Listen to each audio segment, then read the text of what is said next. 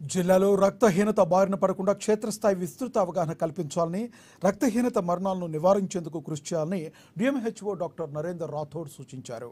స్థానిక డిఎంహెచ్ఓ కార్యాలయ సమావేశ మందిరంలో సికిల్ సెల్పై గత 4 రోజులుగా జిల్లా స్థాయి టీఓటీ శిక్షణ అవగాహన కార్యక్రమం నిర్వహించారు.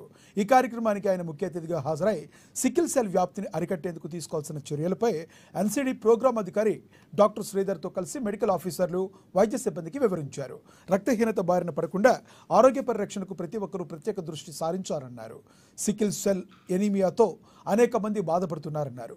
రక్తహీనత రాకుండా తీసుకోవాల్సిన పోషకాల గురించి తెలుసుకుని క్షేత్రస్థాయిలో మరింత అవగాహన కల్పించాలన్నారు. 2047 వరకు రాష్ట్రంలో సికిల్ సెల్ ఎనీమియా లేకుండా చేయడంలో ప్రతి ఒక్కరూ సహకారం అందించాలన్నారు.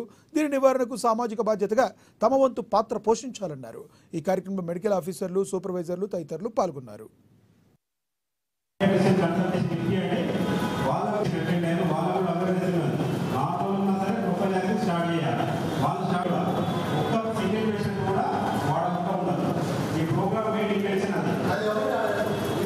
So in case of anemia, in case of anemia develop అయితే దీంట్లో సికిల్, తలసీమియా రెండు ఉంటాయి. తలసీమియా అంటే ఎక్కువ